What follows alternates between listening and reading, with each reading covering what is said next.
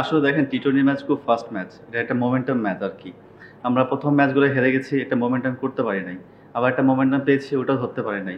তো টি-টোয়েন্টি অনেক fast match, আমাদের গ্যাপগুলো অনেক কম ছিল। আমরা মোমেন্টাম ধরতে পারি নাই। তো আমার কাছে মনে হয় মোমেন্টামটা ধরতে পারি নাই, আর এটা হচ্ছে আমাদের ব্যর্থতার কারণ। বাট আমরাও এজ এ টিম হিসেবে আমরা ভালো খেলতে পারি নাই। এটা একটা ব্যর্থতা। বাট কিছু করার নাই। ম্যাচ তো শেষ, আর কিছু করার নাই। নেক্সট ইয়ারের জন্য আবার প্রিপারেশন নিতে হবে।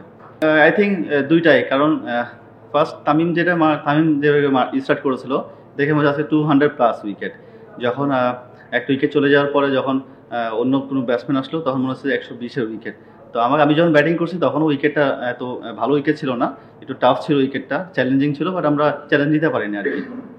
না দেখেন, এটা আউটসাইড কথা, আর এটা আউটসাইড একটা বিষয়। এটা নিয়ে আমাদের কিছু বলারও নাই, আর এটা ধরেন আমাদের বলার কোনো বিষয় না। তো এটা আসলে বিসিবি যারা আছেন কর্মকর্তারা, তারা এটা হ্যান্ডেল করতেছে, এবং ইনশাআল্লাহ এটা হয়তোবা ওরাই সবকিছু হ্যান্ডেল করতেছে আরকি। আমার দিকে আমি অ্যাজ এ প্লেয়ার আমি লাস্ট ইয়ার বিপিএল খেলি নাই। এবছর বিপিএল খেলার সুযোগ পেয়েছি। থ্যাংকস টু ঢাকা ক্যাপিটালস ম্যানেজমেন্টকে আমাকে পিক করার জন্য এবং অপরচুনিটি দেওয়ার জন্য। এটা আমার কাছে একটা পজিটিভ সাইন ছিল আমার জন্য, যে কামব্যাক করা ছিল, যে আমি খেলেছি, খেলার সুযোগ পেয়েছি বিপিএলটা। অ্যাট দ্য সেম টাইম আমাদের টিম ৬ নাম্বার শেষ করেছি। ম্যাচ তাহলে তো ৬-৭-এই থাকবো, লাস্ট আর কোনো টিম নাই। তো হোপফুলি ইনশাল্লাহ নেক্সট ইয়ারের জন্য আবার প্রিপারেশন নিয়ে আবার কামব্যাক করার চেষ্টা করবো সবাই। সাকিব ভাই তো ব্যস্ত থাকে, শুটিং টুটিং নিয়ে একটু ব্যস্ত থাকে, বাইরে থাকে। বাট আমাদের সবসময় আমাদের সিইও স্যার আছেন, আতিক ভাই, উনি সবসময় আমাদের টাচে থাকতেন। প্লাস মিজান ভাই টাচে থাকতেন সবসময়, আমাদের কীভাবে ভালো করা যায় সব কিছু নিয়ে উনি টাচে থাকতেন। এবং হোপফুলি সাকিবের সাথে কথা হতো ওনার সাথে, সেই জন্য হয়তো বা ওনারা আমার সাথে কথা বলতেন, এবং সবসময় পজিটিভ কথাই বলতেন আমার সবাইকে। হ্যাঁ, বলতে পারেন আমি যে এখন যে কনফিডেন্ট আছি, বা হয়তো বা আমি আগে বলছি যে আমি ভালো প্র্যাকটিস করেছি আমার নিজের শহরে। প্র্যাকটিসটা আমার খুব কনফিডেন্স বিল্ড আপ করেছে আমার জন্য। At the same time match খেলার সুযোগ পেয়েছি, ৯টা ম্যাচ। জানি না কতটুকু করতে পেরেছি, বা চেষ্টা করছি টিমের সাথে খেলার জন্য এবং আমার যেটা পারফর্ম বের করার জন্য। তো আলহামদুলিল্লাহ এখন পর্যন্ত ঠিক আছে। যে কটা ব্যাটিং করেছি আমার কাছে মনে হচ্ছে আমি খুব কমফোর্টেবল ব্যাটিং করেছি।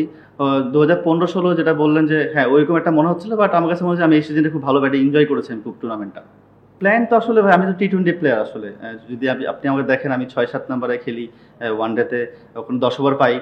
টি-টোয়েন্টিতেও আমি নাম্বার 3-এ ব্যাটিং করতাম, ওখানেও আমি প্লাস ২০ ওভারই পেতাম। তো ওভারঅল আমি যদি যেখানে আমাকে টিম ম্যানেজমেন্ট যেখানে দিবে এবং আমার যে প্ল্যান অনুযায়ী যে খেলতেছি, আমি যদি চেষ্টা করবো, আমি এখন বিপিএলটা ভালো খেললাম, তো জানি না নেক্সট কী হবে আমার, বাট আমি চেষ্টা করবো এই প্র্যাকটিসে ধরে রাখার জন্য, এবং অবশ্যই প্ল্যান তো ন্যাশনাল টিমে খেলার জন্যই। অপচয় জিনিসটা আসলে না, আমার যেটা রিজিক ছিল সেটা পেয়েছি। অপচয় বলতে আমি নিজেকে কোনো অপচয় করিনি। এখন একটা ব্যাটসম্যান যদি খেলতে নামে, এখন বলতে পারবে না ছটা ছয় মারতে হবে কেউ চেষ্টা করে, কেউ হয়তো বা ব্যর্থ হয়। তো আমি চেষ্টা করেছি ভালো খেলার জন্য, পারফর্ম খারাপ করেছি, বাদ পড়ে গেছি। আবার একটা মাঝখানে গ্যাপ পড়েছিল। এখন আমি আবার বিপিএল খেলেছি, ইনশাল্লাহ যদি সুযোগ থাকে ন্যাশনাল টিমে খেলার জন্য, আবার আমি ready for play national team. চেষ্টা করবো ভালো খেলার জন্য, যেটা সুযোগ হলে কাজে লাগার জন্য। এছাড়া কোনো কাজ আমার নাই।